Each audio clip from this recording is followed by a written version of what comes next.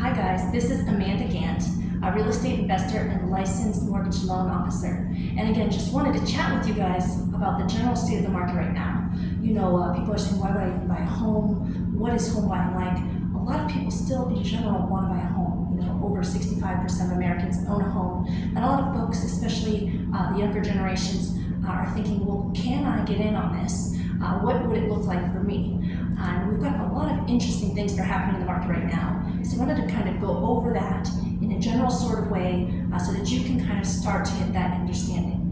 Of course, one of the first things that happened is the legacy of the COVID era, which is really high interest rates. So after this crazy buying season, like very low interest rates for a long time, going as low as 2.25% for many home buyers, inflation started to go up, and so the Fed started to raise the inflation rate to cool the economy. And as we've seen, inflation at this point, I'm filming in mid-June 2025, has kind of come down a lot from its historic highs. I think we can still say that prices are going up, and with everything going on with the tariff situation, we can't really say for sure what's going to happen in the coming months as far as general inflation goes. But the interest rates have remained high this entire time. That was from about March 2022 until now. We're looking at rates around 7%, and that can vary up and down a little bit depending on the month and depending on your credit score, what type of home you're buying, what size of loan you're getting. Nonetheless, 7% is way higher than 3%. And so what we've seen from that is many folks who have mortgages, who own properties, we're not willing to sell their properties, because if they sell their properties, many people are then looking for the next place to buy, the next place to live in, the next place to invest in. And so they're looking at trading their mortgages, which right now they might have mortgages of 3%, 4%, 2.5%, trading those mortgages for mortgages of 7% or upwards. And so they look at that and decide that doesn't make sense. Well, we have a whole country of folks who were not really putting their properties on the market. And that had been going on, for a pretty long time, ever since those interest rates went higher. So sellers have been waiting to sell all this time. What we're seeing right now, as in with quarter one of 2025 compared to quarter one of 2024, is a lot more listings. Specifically in Florida, we're seeing 18.5% more listings in April 2025 than what we saw in April 2024. So if this represents a bigger trend nationally, what we're seeing is sellers are no longer willing to wait to sell. They can't wait anymore. Life is going on. They might need a bigger house, a smaller house. Maybe they got a new job in a new city and they can't work remotely anymore. Perhaps a family member has passed on, or they just want their capital out. Who knows what the reasons are? But a lot of times these reasons are outweighing the desire of homeowners to wait for interest rates to go down so that they can buy another house that's better. And they are actually putting their houses on the market right now. But what I'd say we're not seeing yet, well, one step besides that is, throughout this whole time from 2022 until, let's say, January 2025, we also had a certain number of people who really wanted to buy homes. Even though the rates were high, and even though the prices stayed high as the interest rates stayed high, they still really were motivated to buy homes. Maybe they had families, they needed to get a larger place for themselves to live. They wanted to live on the beach, they wanted to get out of whatever town they were in during COVID and live something better. People were buying up the few houses that were for sale, which meant that the prices stayed high and there were a lot of times bidding wars throughout the country. So what we're seeing is with this increased amount of folks putting their homes on the market, is we're actually seeing perhaps a similar number of buyers. And so we're seeing that the properties that are going on the market now are sitting on the market longer. In March 2024, the average days on market in Florida was 78 days, whereas in March 2025, the days on the market for homes that closed was 91 days. So that means the properties are sitting longer on average, meaning that it's harder to find that buyer for your property. So what these kind of things are all saying as it comes together is, either sellers of properties are going to be waiting longer to find buyers. So they're going to put their houses up for sale. We're generally still seeing people putting their houses up for sale for the same level of prices that we've seen for the past, let's say, 1, 2, 3 years. So very high prices in many areas, like, the highest that they might have been in the past 10 years. Whereas those properties are now just sitting longer. So now the sellers were tired of waiting to sell. They're putting their properties out to sell. But the sellers haven't quite got the memo that their properties might not be selling at the prices they're listing them at, because there appears not to be an increased demand for properties at these prices.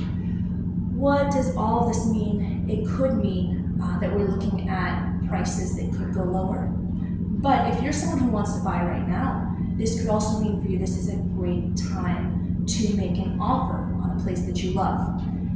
And you don't even have to make one offer. Obviously, speak with your realtor. I'm a mortgage lender. I'm not a realtor, but I have been one in the past for about 3 years. I'm a huge fan of making just one offer at a time, not multiple. What if both people say yes to you and now you're obligated to buy 2 homes? You might not be able to do that, or you might not want to do that. But I would put out an offer, put it at a price that you actually feel comfortable buying it at, whether that's the listing price or not. And perhaps in your offer say that they have 2 or 3 days to get back to you. And they can either get back to you with a yes or counter offer or a no. Then you can decide to negotiate or move on quickly, and you can go through many different sellers like that until you find one who might be giving you that price that you like. So I would say, as far as prices go, you can try and get a deal now. In general, I'm not a huge fan of trying to wait until you hit the bottom and to buy at the bottom, because a lot of times if you do that, you'll end up waiting so long, and then the bottom's not the bottom anymore, and there's a feeding frenzy. So I actually see a more sustainable strategy to take a look at making offers of lower purchase prices or different terms that you would want, that the seller might not be putting out there on the multiple listing services on Redfin and Zillow.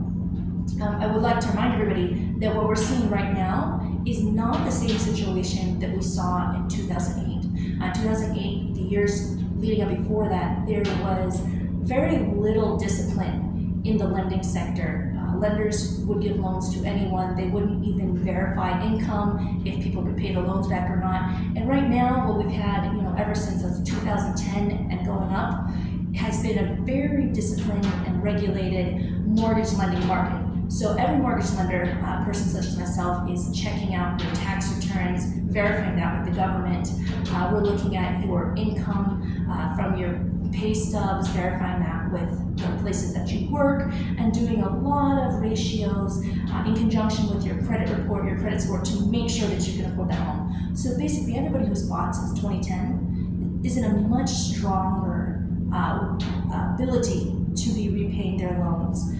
So you're not going to have a rush, or it will not be the same as what it was in 2008. Overall, what I would say my suggestions to folks who are looking to buy a home now, or at least considering it, seeing if it's something that would be beneficial for them, is there's 2 kinds of folks. So the people who want to buy a home and to live in it, and the folks who want to buy a property, rent it out, and it can become an investment for them. So if you want to buy a home and live in it, I would really consider all the factors of what you're looking at for your home purchasing. As we also know, with fewer people buying homes, that is putting up the demand for rental properties. So we would expect to see in most markets that rents will be generally inching up as they have been for the past 30, 40 years. So if you can buy a place now, and if you feel like a fixed rate loan is the right thing for you, you can get that fixed payment right now. If interest rates go down, you can always refinance. Obviously, property taxes and maintenance and even your insurance might be going up and down depending on market forces, but your mortgage payment, which makes up the largest chunk of your monthly payment when you're a homeowner, will be fixed, and that's something that can be really great for you, especially as rent is continuing generally to go up, and with all the market trends that we've talked about, rent will be going up as it has become much more expensive to buy a home, so more and more people are choosing to continue to rent longer and longer before becoming homeowners, if at all. So again, if you're going to have a family, or if you want to be kind of getting into the home ownership in order to maybe hedge your bets against these higher rents, it can still be a great idea. Another thing is, if you are someone who wants to build sweat equity, again, this could be a great time to purchase a home or a condo that maybe needs a little bit of work, something that you feel comfortable doing or managing. So take a look at those homes that might not be as pretty as you think they are, and maybe offer a little bit less than asking price. You could discuss that with your realtor, but this could be a great way for you to pay less and then gain some equity by doing those renovations yourself once you purchase the place. As far as folks who are doing investment properties, it's always follow the numbers. So you definitely want to check out what are the rents doing in your areas, and what do these monthly payments all in look like in your area. And if the numbers work and the cash flow is positive, you're going to have a great time basically no matter what, as long as you're cash flowing positive. And of course that's much more difficult to do in this time, in this day, when we're having 7% interest rates for primary buyers, therefore higher interest rates, maybe 8-9% for people who are buying investment properties. But again, if it cash flows, then this could be a great time for you to get in, and you can always refinance if the interest rates go down. And this can be a great time for you to see if you can get those lower prices from folks who say, no, I really just need to sell. A lot of people have held their properties for 15, 20, 30 years, and they don't own anything on them, but they need money. And so they might be more willing to make a bargain than other types of sellers. So this is the time to go out and look for deals, no matter what kind of buyer you are, if you are an investor or if you're someone who wants to buy and live in the home. And I always like to let folks who might want to live in their home, I want to open their eyes to think like an investor as well. Because if they happen to buy a home that would cash flow if they were to rent it out, then it gives them so many more options once they're ready to move on to their next home. They can keep that home and rent it out and continue to build that equity. So I do always want people to take a look at that and consider if a cash flowing primary home works for you as a buyer. So those are my tips in general about what is going on in the market today. Yes, everything is very dynamic. The best